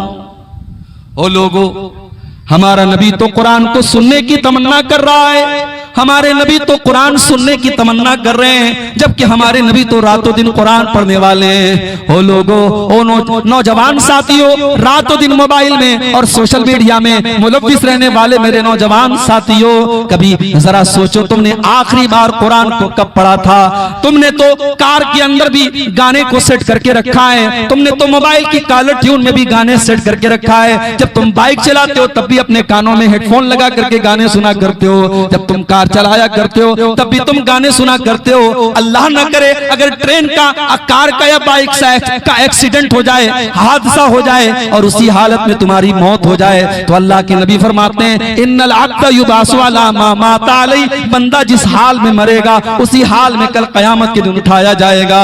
मेरे नौजवान साथियों, अगर हो सके अपनी मसरूफ जिंदगी में से कुछ टाइम कुरान को सुनने सुनाने के लिए भी निकाल लिया करो। शायद उसी हालत में हमारी मौत आ जाए तो कम से कम अल्लाह के यहाँ हम अल्लाह की बारगाह में नजात तो पा सकते हैं कि हम कुरान पढ़ते वक्त पढ़ते हुए दुनिया से आए थे। अल्लाह के नबी हजरत अब्दुल्ला से कह रहे हैं, अब्दुल्ला मुझे कुरान पढ़ के सुनाओ, मैं दूसरे के मुंह से कुरान सुनना चाहता हूं। आज हमारे बहुत सारे नौजवान भाई कहते हैं हमें म्यूजिक से सुकून मिलता है, हम कोई अपनी पसंद का म्यूजिक सुनते हैं तो हमारे दिल को सुकून मिलता है। मैं कहता हूं वो दिल मुर्दा है, वो दिल मर चुका है, वो दिल डेड हो चुका है जिस दिल को म्यूजिक से सुकून मिलता हो। इसलिए कि ईमान वाले के दिल को तो म्यूजिक से सुकून नहीं मिलता है, ईमान वाले के दिल को अल्लाह के जिक्र से सुकून मिलता है। अला बिज़िक्रिल्लाहि तत्मइन्नुल कुलूब, मेरे बंदो तुम्हारे दिलों को अल्लाह के जिक्र से सुकून मिलता है। आपने कहा, अब्दुल्ला मैं तुम्हारे मुंह से कुरान सुनना चाहता हूं। और यहां एक बात और नोट कर लो, सहाबा में हर सहाबी की अपनी एक क्वालिटी थी। कोई सहाबी लड़ने में माहिर है, कोई सहाबी इल्म में माहिर है, कोई सहाबी फतवा देने में माहिर है। हर सहाबी का अपना एक किरदार है। हजरत अब्दुल्लाह बिन मसूद रजी अल्लाह तआला अन्हु कुरान के बहुत अच्छे कारी थे, कुरान बहुत अच्छा पढ़ते थे। बल्कि अल्लाह के नबी खुद फरमाते हैं, अगर किसी को कुरान ऐसा सुनना हो जैसे कुरान अभी ताजा ताजा उतर रहा है और नाजिल हो रहा है, ऐसा कुरान अगर किसी को सुनना है तो अब्दुल्लाह बिन मसूद से सुन लो। ये कुरान इतना बेहतरीन पढ़ते थे। अगर आज आपका बच्चा कुरान का हाफिज है, अगर आज आपका बच्चा कुरान पढ़ रहा है और तरावी की नमाज में सैकड़ों और हजारों लोग आपके बच्चे के पीछे तरावी की नमाज पढ़ रहे हैं, मेरे भाइयों ये खुशकिस्मती और खुशनसीबी का मकाम है। कुरान को पढ़ने पढ़ाने वाले से बड़ा किसी का मकाम नहीं है। हजरत अब्दुल्लाह बिन मसूद कहते हैं, मैं अल्लाह के नबी को सूरह निसा पढ़ के सुनाने लगा, मैं सूरह निसा की तिलावत करने लगा। जब मैं सूरह निसा को पढ़ने लगा तो पढ़ते पढ़ते मैं सूरह निसा की इस आयत के ऊपर पहुंचा, फकैफ इज़ा जीना मिन कुल्लि उम्मतिन बिशहीदिन व जीना बिका अला हाउलाई शहीदा। ऐ नबी, ऐ मेरे रसूल, हर उम्मत में से हम एक गवाह लाएंगे और ऐ नबी आपकी उम्मत के ऊपर हम आपको गवाह बनाएंगे।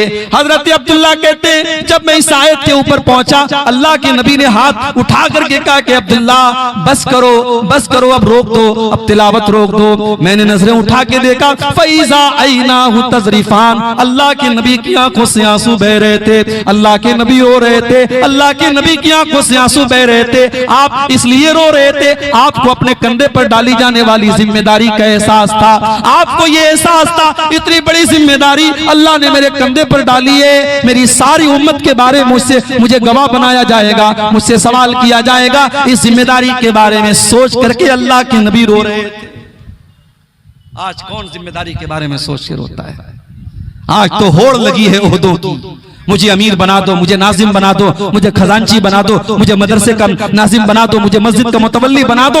आज तो साफ सियासत होती है, पॉलिटिक्स होती है, लड़ते हैं, झगड़ते हैं, खरीदो फरोख्त होती है। आज तो ओहदे और कुर्सी के लिए इंसान किसी हद तक गिर जाता है। मेरे भाइयों, हमारे नबी ने यह सबक भी हमें सिखाया कि ओहदे और जिम्मेदारी ये लेना बहुत आसान काम है, उसे निभाना बहुत मुश्किल काम है। अल्लाह के नबी अपनी जिम्मेदारी के बारे में सोच करके रो रहे हैं। मेरे भाइयों, आपकी आंखों से आंसू और आगे बढ़िए। एक और मौके पर अल्लाह के नबी की आंखों से आंसू आए थे। सही मुस्लिम के अल्फाज हैं, अल्लाह के नबी अपनी मां की कब्र पे जाते हैं, आपके साथ आपके सहाबा भी हैं। अपनी मां को आपने 6 साल की उम्र में खो दिया था। ओ लोगों, यतीम क्या होता है ये कोई अल्लाह के नबी से पूछे। आप पैदा हुए तो बाप का साया न था, 6 साल की उम्र में आपने अपनी मां को खो दिया, न मां का प्यार आपको ढंग से मिला, न बाप का साया आपको मिला। आप तो दुर्रे यतीम थे, आप तो पैदाइशी यतीम थे। आपसे ज्यादा यतीम का दर्द कौन समझ सकता है? इसीलिए आपने यतीमों के हुकूक बयान किए, आपने यतीमों की परवरिश करने वाले को जन्नत की खुशखबरी सुनाई। आपने फरमाया अना वकाफिलुल यतीमी कहातैन, आपने अपनी 2 उंगलियों से इशारा करके फरमाया यतीम की परवरिश करने वाला, यतीम को पालने वाला, यतीम का ख्याल रखने वाला जन्नत में मोहम्मद रसूलुल्लाह के साथ जाएगा। जिस तरीके से ये दोनों उंगलियां एक दूसरे के साथ जुड़ी हुई हैं, मिली हुई हैं, यतीम की परवरिश करने वाला भी जन्नत में अपने नबी के साथ जाएगा। यतीम के हुकूक आपने बयान किया।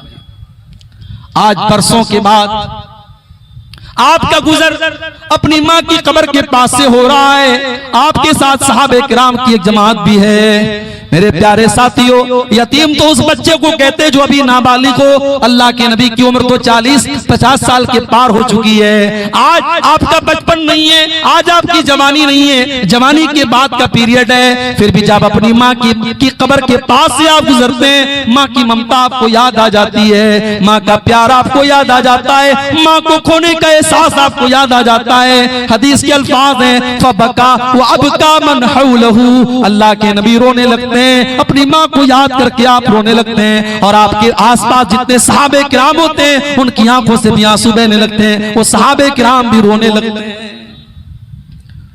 मेरे भाइयों, अगर आपकी माँ जिंदा है, जिंदगी में माँ की कदर करो। मरने के बाद माँ याद आएगी, वो काम जो आपकी माँ ने किया है दुनिया में कोई नहीं कर सकता। मेरे भाई, मरने के बाद लाख अपनी माँ की तरफ से मस्जिद में चंदा देते रहो, मदरसे में चंदा देते रहो, ट्यूबवेल लगवाते रहो, कोई मतलब नहीं है अगर उस माँ की जिंदगी में आपने माँ का ख्याल नहीं रखा है। अल्लाह के नबी अपनी माँ को याद करके रोने लगते हैं। उसके बाद आप अपने साहबा से कहते हैं कि ऐ मेरे साहबा, मैंने अल्लाह से इजाजत मांगी थी अनस्तगफिर ली उम्मी, मैं अपनी माँ के लिए मगफरत की दुआ करना चाहता हूँ। अल्लाह ने मुझे अपनी माँ के लिए मगफरत की दुआ करने की इजाजत नहीं दी। अल्लाह के नबी इस कायनात में अल्लाह के सबसे महबूब बंदे हैं, मगर यहां पर आप भी मजबूर हो जाते हैं, आप अपनी माँ के लिए मगफरत की दुआ नहीं कर सकते। ओ मेरे भाइयों, अगर आपकी माँ मुसलमान है, आपका बाप मुसलमान है, अल्लाह ने आपकी माँ को मुसलमान बनाया, आपके बाप को मुसलमान बनाया, तो ये बहुत खुश नसीबी की बात है। ये वो चीज है जो आपके नबी को भी नसीब नहीं हो पाई। अल्लाह के नबी अपनी माँ के लिए मगफरत की दुआ नहीं कर सकते। हमारे एक दोस्त हैं मुंबई के, रहने वाले यूपी के हैं, मुंबई में रहते हैं वो। पहले वो बेचारे गैर मुस्लिम थे, अब उन्होंने इस्लाम कबूल कर लिया, बड़ा अच्छा दावत का काम करते हैं, दीन का काम करते हैं। कभी कभी उनसे मुलाकात होती है तो मैं उनसे पूछता हूं कि क्या आपके माँ बाप भी इस्लाम उन्होंने कबूल कर लिया, मुसलमान हो गए? मैं देखता हूं उनकी आंखों में आंसू आ जाते हैं मेरे भाई, वो रोने लगते हैं और कहते हैं शेख दुआ कीजिए अल्लाह मेरी माँ को हिदायत दे दे। बाप तो मर गया है, माँ जिंदा है, मैं समझा रहा हूं, माँ को रास्ते पे लाने की कोशिश कर रहा हूं, बस दुआ कीजिए अल्लाह मेरी माँ को हिदायत दे दे। मेरे भाइयों, एक औलाद के लिए इससे बढ़ के तकलीफ की कोई बात नहीं है कि जब वो अल्लाह की बारगाह में दुआ के लिए हाथ उठाए तो अपनी माँ के लिए दुआ नहीं कर सकता, अपने बाप के लिए दुआ नहीं कर सकता। इससे बड़ी बदनसीबी की कोई बात नहीं है। मेरे भाइयों, अगर आपकी माँ मुसलमान है, आपका बाप मुसलमान है, ये बड़ी खुशनसीबी की बात है। अल्लाह का शुक्र अदा कीजिए। अल्लाह के प्यारे हबीब फरमाते हैं, मैंने अपने रब से इजाजत मांगी कि अल्लाह मैं अपनी माँ के लिए मगफरत की दुआ करना चाहता हूँ। अल्लाह ने इजाजत नहीं दी और फिर मैंने अल्लाह से इजाजत मांगी कि मैं अपनी माँ की कब्र पे जाना चाहता हूँ, अपनी माँ की कब्र को देखना चाहता हूँ। अल्लाह ने इजाजत दे दी। तो ऐ लोगों, तुम भी कब्रिस्तान जाया करो और कब्रों पर जाया करो। फइन्नहा तुज़क्किरुकुमुल आखिरा, कब्रिस्तान जाने से मौत की और आखिरत की याद आती है। लेकिन यहाँ ये भी बता दूं मैं आपको, हमारे हिंदुस्तान में शायद आपके कटिहार के इलाके में और सीमांचल के इलाके में ये चीजें आपको कम मिलेंगी। अल्लाह का शुक्र है। थोड़ा सा आप और उधर चले जाएं, थोड़ा सा आप यूपी की तरफ चले जाएं, राजस्थान की तरफ चले जाएं, दिल्ली की तरफ चले जाएं, कोई शहर खाली नहीं है, कोई शहर खाली नहीं है जहां बुजुर्गों की कब्रों के नाम पर बड़े बड़े मकबरे बने हैं और जहां बड़ी रौनक लगी है, मर्दों औरतों का जमघट है और वहां बाकायदा शिर्क हो रहा है और अल्लाह को नाराज करने वाले काम हो रहे हैं। मेरी प्यारी माँ और बहनों, ऐसी ही औरतों के बारे में अल्लाह के नबी ने फरमाया था, लानल्लाहु ज़व्वारातिल क़ुबूर, ऐसी औरतों पर अल्लाह की लानत हो जो बहुत ज्यादा कब्रिस्तान जाती हैं। इसीलिए उलमा ने कहा कभी कभार औरतें कब्रिस्तान जा सकती हैं, अपने बाप की, अपने शौहर की, अपने भाई की कब्र को देखने के लिए, मौत को याद करने के लिए जा सकती हैं, मगर जो औरतें बहुत ज्यादा कब्रिस्तान जाती हैं, अल्लाह के रसूल ने लानत फरमाई है। मेरे प्यारे साथियों, यहां भी अल्लाह के नबी ने वही बात कही कि तुम कब्रिस्तान जा सकते हो, जाया करो, कब्र पर जाने से तुमको आखिरत की याद आए। मगर आज क्या हो रहा है? आज तो कब्र पे जाकर के भी हमें हंसी आती है, मजाक करते हैं हम। कितने लोगों को देखता हूं जनाजे की नमाज में जा रहे हैं और आपस में हंसी मजाक कर रहे हैं, मोबाइल पर वीडियो देख रहे हैं, यानी कब्रिस्तान में भी अब हमें मौत याद नहीं आती। मेरे प्यारे साथियों, एक और मौके पर मेरे नबी की आंखों से आंसू आए थे। इब्ने माजा की रिवायत है, एक अंसारी सहाबी का जनाजा था, अल्लाह के नबी जनाजे में गए हुए थे और जनाजे को कब्र में उतारा जा रहा था और अल्लाह के प्यारे हबीब कब्र के एक साइड अपने सहाबा के साथ बैठे हुए थे। आप गौर कर रहे थे, उस अजाब कब्र के बारे में सोच रहे थे, उस कब्र की जिंदगी के बारे में आप सोच रहे थे और आपकी आंखों से आंसू बह रहे थे और आपने रोते हुए अपने सहाबा से फरमाया, लिमिस्ली हाज़ा फ़अइतू या इख़वानी, ऐ मेरे भाइयों, इस कब्र में तुमको भी आना है, इस कब्र में आने की तैयारी करो। हथिया दियारा वालों, दुनिया में आपने बड़ी प्रॉपर्टी बना ली होगी, बड़ी जमीनों जायदाद आपने बना ली होगी, बड़ी दौलत आपने इकट्ठा कर ली होगी, मगर जाना तो एक दिन हम सबको कब्र में है। उस कब्र में 2 गज जमीन से ज्यादा हमको मिलने वाला नहीं है। उस कब्र में न बेटा बाप के काम आएगा,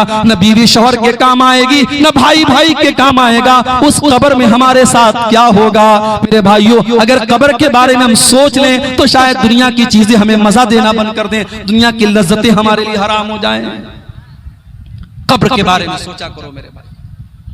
इसीलिए हजरत उस्मान गनी रजी अल्लाह ताला अन्हु जब किसी कब्रिस्तान के पास से गुजरते थे तो ज़ारो कतार रोने लगते थे, आंखों से आंसू बहने लगते थे। किसी ने पूछा क्या उस्मान गनी, जन्नत की बात आती आप नहीं रोते हैं, जहन्नम की बात आती आप नहीं रोते हैं, लेकिन कब्र को देखते तो आप रोने लगते हैं। उस्मान गनी ने कहा कि हाँ, मैं कब्र को देख करके इसलिए रोने लगता हूँ क्योंकि मैंने अपने नबी को यह फरमाते हुए सुना, इन्नल कब्र अव्वलु मंजिल मिन मनाजिल आखिरा, बेशक कब्र आखिरत की पहली मंजिल है। जिसने कब्र को पार कर लिया उसके लिए आगे की मंजिलें आसान है। मेरे प्यारे साथियों, हमारे नबी कब्र को देख के रो रहे हैं। अब जरा हम सब जायजा लें, आज हम कितनी कब्र को देख के रोते हैं, हम कब कब्रिस्तान पर जाकर के रोते हैं। हमें तो कब्रिस्तान पर भी हंसी आती है, हमें तो कब्रिस्तान पर भी जाके मजा आता है। मैंने तो ऐसे कब्रिस्तान भी देखे हैं कि कब्रिस्तान पर बैठ करके लोग शराब पी रहे हैं, कब्रिस्तान पर बैठ करके लोग जुआ खेल रहे हैं, कब्रिस्तान पर बैठ करके मोबाइल पर क्रिकेट मैच देख रहे हैं। मेरे भाइयों, ये इबरत की जा है, तमाशा नहीं है। कब्रिस्तान इबरत की जगह है। बड़े बड़े बादशाह, बड़े बड़े अमीर उमरा, बड़े बड़े दुनिया में अपने आप को, अपनी ताकत का प्रचार करने वाले आज भी कब्रिस्तान में मरे पड़े हैं। उनकी डेड बॉडी पड़ी है जो हमें यह सबक दे रही है, मिटे नामवर, मिटे मिटे नामवर कैसे, और उनके नामो निशान कैसे मिटे, मिटे अहले शाह कैसे कैसे, किस तरीके के बड़े बड़े शान वाले कब्र में मनो मिट्टी नीचे दफन हो गए। मेरे प्यारे साथियों, अल्लाह के नबी कब्रिस्तान को देखकर और कब्र को देखकर के भी रो रहे हैं। एक और मौके पर अल्लाह के नबी की आंखों से आंसू आया था। बुखारी और मुस्लिम के अल्फाज हैं, अल्लाह के प्यारे नबी कुरान पढ़ रहे थे। कुरान पढ़ते हुए आपकी, जब आपने इस आयत की तिलावत की, सूरह माइदा की, हजरत ईसा अलैहिस्सलाम अल्लाह की बारगाह में दुआ करते हैं, इन तुअज़्ज़िबहुम फइन्नहुम इबादुक व इन तगफिर लहुम फइन्नका अंतल अज़ीज़ुल हकीम। आय अल्लाह, अगर तू अपने बंदों को अज़ाब देगा तो ये तेरे बंदे हैं, और अगर तू माफ कर देगा, आय अल्लाह, तुझसे कौन हिसाब लेने वाला है? तू तो बड़ा ताकत वाला है, तू तो बड़ा हिकमत वाला है, तू जिसको चाहे माफ करे, जिसको चाहे पकड़ ले, कौन तुझसे हिसाब लेने वाला है? ये हजरत ईसा अलैहिस्सलाम ने अपनी कौम के लिए दुआ की थी। उसके बाद अल्लाह के नबी सूरह इब्राहिम की इस आयत को पढ़ते हैं। इब्राहिम अलैहिस्सलाम अल्लाह की बारगाह में दुआ करते हैं।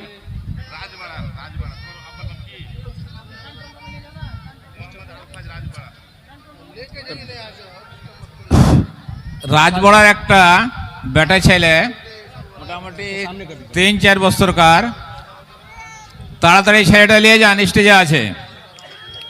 রাজবড়ার ছেলে কান্দা বিয়াকুল, আপনারা তাড়াতাড়ি এসে স্টেজ থেকে নিয়ে যান।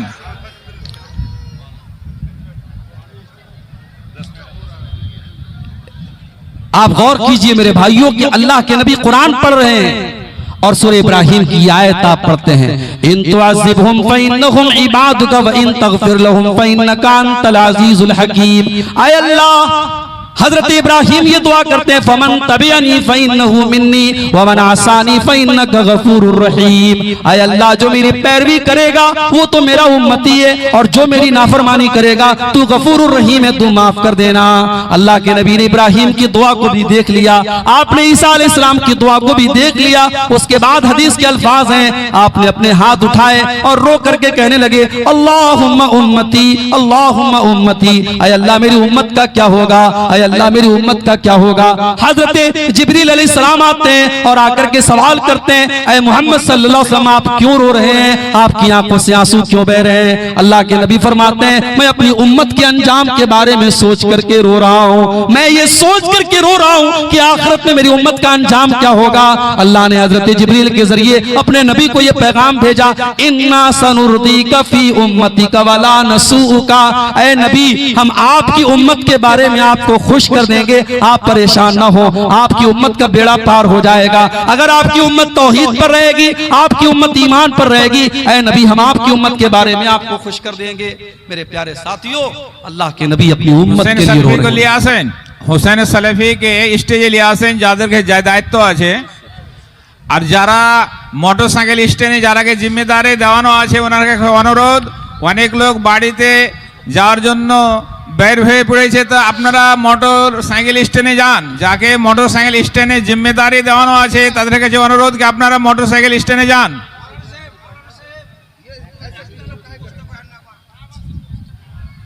আর যারা সামনে দাঁড়িয়ে আছেন রাস্তাকে আপনারা ক্লিয়ার করেন, পিছে থেকে আসার জন্য লোকের অসুবিধা। এলাকায় যারা बीच रास्ता से আছেন ওনার কাছে অনুরোধ কি আপনারা রাস্তাকে ক্লিয়ার করেন। बस आखिरी पॉइंट पर हम बात करके बात खत्म करेंगे। इस हदीस में हमने देखा कि अल्लाह के प्यारे नबी सल्लल्लाहु अलैहि वसल्लम अपनी उम्मत के बारे में सोच करके रो रहे हैं। और मुझे शायर का वो शेर याद आता है, सलाम उस पर जो उम्मत के लिए रातों को रोता था, सलाम उस पर जो फर्शे खाक पर जाड़े में सोता था, सलाम उस पर के जिसके घर में चांदी थी न सोना था, सलाम उस पर के टूटा बोरिया जिसका बिछौना था। हमारा नबी हमारे लिए रो रहा है मेरे भाइयों, हमारे नबी की आंखें हमारे लिए भीग रही हैं। और हम इतने बड़े नाशुक्रे हैं और इतने बड़े बेईमान हैं और इतने बड़े बेवफा हैं कि उस नबी की सुन्नतों को आज ठुकरा रहे हैं, उस नबी की सीरत को आज हमने ठुकराया, उस नबी की शरीयत से आज हमने मुंह फेर लिया। मेरे प्यारे साथियों, वो नबी अगर रातों को रोए हैं तो हमारे और आपके लिए रोए हैं और हमारे अंजाम के बारे में सोच के रोए हैं। और कल कयामत के दिन जब मूसा अलैहिस्सलाम कह देंगे मुझे अपनी जान की पड़ी है, ईसा अलैहिस्सलाम कह देंगे मुझे अपनी फिक्र है, आदम अलैहिस्सलाम कह देंगे मुझे अपनी फिक्र है, तो हजरत मोहम्मद रसूलुल्लाह सल्लल्लाहु अलैहि वसल्लम हमारी और आपकी फिक्र करेंगे और अल्लाह की बारगाह में सजदा करेंगे और उसके बाद अपनी उम्मत की शफाअत करेंगे। मेरे प्यारे साथियों, मेरे नबी की आंखों से आंसू तब भी निकले। और एक आखिरी वाकया भी सुन लीजिए, अल्लाह के नबी की आंखों से आंसू तब भी निकले जब आपने अपने बेटे की लाश को अपने हाथों में उठाया। बुखारी के अल्फाज हैं, आपका बेटा जो हजरत मारिया के पेट से पैदा हुआ था नाम इब्राहिम था। अरब के दस्तूर के मुताबिक देहात में उसको दूध पीने के लिए भेजा गया था। आपका वो बेटा बीमार हो जाता है और आपको बताया गया कि आपका बेटा बहुत बीमार है, जल्दी से चले आइए। आप साहबे किराम को लेकर के जाते हैं और इब्राहिम को अपने हाथों में लेते हैं। बुखारी के अल्फाज हैं, इब्राहिम रज़ी अल्लाह तआला अन्हु की आखिरी सांसें चल रही हैं, अल्लाह के नबी का बेटा आपकी आंखों के सामने बिछड़ रहा है और आपकी आंखों से आंसू बह रहे हैं। हजरत अब्दुर्रहमान इब्न औफ ने कहा, अय अल्लाह के नबी, आप रो रहे हैं, आपकी आंखों से आंसू बह रहे हैं। आपने फरमाया कि हाँ अब्दुर्रहमान इब्न औफ, हाज़िही रहमतुन जअलहा अल्लाहु फी कुलूबी इबादिही। अय अब्दुर्रहमान इब्न औफ, क्या मैं एक नबी हूँ, मैं एक रसूल हूँ, क्या मैं एक बाप नहीं हूँ? ये एक बाप के आंसू हैं जो बेटे के लिए निकल रहे हैं। मैं अपने बेटे के दुख में रो रहा हूँ, मेरी आंखों से आंसू मेरे बेटे के लिए निकल रहे हैं। आपके सामने आपका बेटा दुनिया से जा रहा है और आपकी आंखों से आंसू बह रहे हैं और आप ये फरमाते हैं, इन्नल आइन तदमा वल क़ल्ब यहज़ुन वला नक़ूलु इल्ला मा यरज़ा रब्बुना व इन्ना बिफ़िराक़िका या इब्राहीम लमहज़ूनून। ऐ इब्राहिम, ऐ मेरे बच्चे, तेरे बाप की आंखों से आंसू बह रहे हैं, तेरे बाप का दिल गमगीन है, तेरा बाप रो रहा है, मगर तेरा बाप आज अपनी जुबान से कोई ऐसी बात नहीं निकालेगा जिससे अल्लाह नाराज हो जाए। ऐ मेरे बच्चे, तेरे जाने से तेरा बाप गमगीन है। बेटे के मरने पर नबी की आंखों से आंसू आए थे। हाँ, 1400 साल बाद मुहर्रम के महीने में उसी नबी के नवासे की शहादत का गम मनाया जाता है। तालियां, सीने पीटे जाते हैं, अंगारों पे लोग चलते हैं, कपड़े फाड़े जाते हैं, काले कपड़े लोग पहनते हैं, गोश्त नहीं बनाते हैं, न जाने क्या क्या करते हैं। मेरे भाइयों, अल्लाह की कसम, मेरे नबी ने न खुशी के मौके पर हमें अंधेरे में रखा है, न गम के मौके पर हमें अंधेरे में रखा है। अगर हमारे ऊपर कोई गम आ जाए, कोई हादसा हो जाए, हमारे बच्चे का इंतकाल हो जाए, हमारे किसी अजीज का इंतकाल हो जाए, अपने नबी का तरीका हम याद रख लें। हमारे नबी ने अपने बेटे के मरने पर क्या किया था? आपने कोई मातम नहीं किया, कोई कपड़ा नहीं फाड़ा, बल्कि बड़े सब्र के साथ आपने कहा कि मेरे बच्चे इब्राहिम, तेरे जाने से तेरे बाप का दिल गमगीन है, तेरे बाप की आंखों से आंसू आंसू बह रहे हैं, मगर तेरा बाप अपनी जुबान से कोई ऐसी बात नहीं निकालेगा जिससे अल्लाह नाराज हो जाए। यहाँ पर भी मेरे नबी की आंखों से आंसू बह रहे थे। और दूसरी रिवायत बुखारी के अंदर हमें यह भी मिलती है, जब अल्लाह के नबी के पास ये पैगाम आया कि आपका कोई नवासा है, आपका कोई नवासा है, उसका आखिरी टाइम है, वो बिल्कुल आखिरी सांसें ले रहा है, आपने अपनी बेटी के पास पैगाम भिजवाया कि जाओ मेरी बेटी से कह दो इन्ना लिल्लाहि मा अखज़ व लहू मा आता, अल्लाह जो चाहे दे दे, जो चाहे ले ले, जाओ मेरी बेटी से कहो सब्र से काम ले। बेटी ने फिर बुलवाया, अब्बा जान आप आइए। अल्लाह के नबी गए, नवासे को आपने हाथ में लिया, वह नफ्सुहु यतताक़ऊ, और बच्चा अपनी आखिरी सांसें ले रहा था। बुखारी के अल्फाज हैं, हजरत साद इब्न उबादा ने कहा, देखा अल्लाह के नबी रो रहे हैं, आपकी आंखों में आंसू बह रहे हैं। हजरत साद इब्न उबादा ने कहा, अल्लाह के नबी आप रो रहे हैं? आपने कहा कि हाँ है साद, मेरा नवासा जा रहा है, उस नवासे से जो मोहब्बत और रहमत है, उस रहमत की ये निशानी है। मेरे भाइयों, नबी अकरम अपने अजीजों की मौत पर भी रोए थे।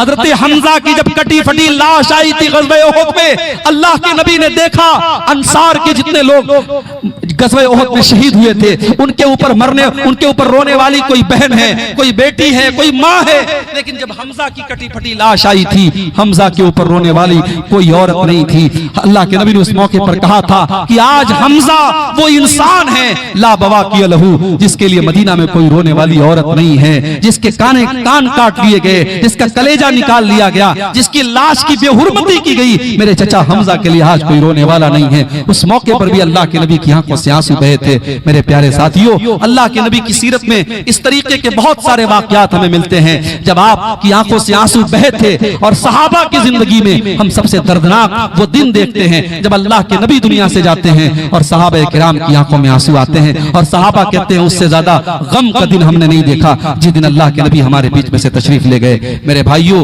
रसूल अकरम की जिंदगी के इन वाकयात को पेश करने से मकसद ये है कि हम भी अपने आप को टटोले कि क्या जिन मौकों पर नबी की आंखों में आंसू आए थे, नबी कुरान सुनते वक्त रो रहे हैं, आज हम भी तो कुरान सुनते हैं, हमारे दिल क्यों इतने सख्त हो गए, हमारी आंखों से आंसू क्यों नहीं आते? नबी कब्रिस्तान के पास गए, कब्र को देखा तो रोने लगे, हमारी आंखों से आंसू क्यों नहीं आते हैं? नबी ने अपनी माँ को खो दिया, माँ को याद करके रो रहे हैं, आज अपनी माँ, अपनी जिंदा माँ के साथ हम कितनी खिदमत कर रहे हैं। ये सारे वाकयात हमें ये सबक देते हैं। मेरे भाइयों, हम अल्लाह से दुआ करते हैं रब्बुल आलमीन हमें अपने नबी की सीरत पर चलने की तौफीक अता फरमाए। रब्बुल आलमीन आज का ये प्रोग्राम जिस मस्जिद की तामीर के लिए और उसकी तरक्की के लिए मुनक़िद हुआ है, अल्लाह इस मस्जिद की तामीर को जल्द से जल्द हम सबको मुकम्मल करने की तौफीक अता फरमाए। हमारे जिन भाइयों ने मस्जिद की तामीर में हिस्सा लिया है, मैं उनका शुक्रिया अदा करता हूँ, दुआ करता हूँ अल्लाह उनके चंदों को कबूल करे, और जिन्होंने अब तक हाथ आगे नहीं बढ़ाया है उनसे गुजारिश भी करता हूँ कि आप बढ़ चढ़ करके इस मस्जिद के ताउन करें, इसमें हिस्सा लें। अल्लाह हमारे दान को, हमारे खैरात को, हमारे सदका को कबूल फरमाए। रब्बुल आलमीन हमें कहने सुनने से ज्यादा अमल की तौफीक अता फरमाए। आमीन। रब्बना तक़ब्बल मिन्ना इन्नका अंतस समीउल अलीम व तुब अलैना इन्नका अंतत तव्वाबुर रहीम। व सल्लल्लाहु तआला नबीना मुहम्मद व आलिहि व सहबिहि अजमईन। वस्सलामु अलैकुम व रहमतुल्लाह।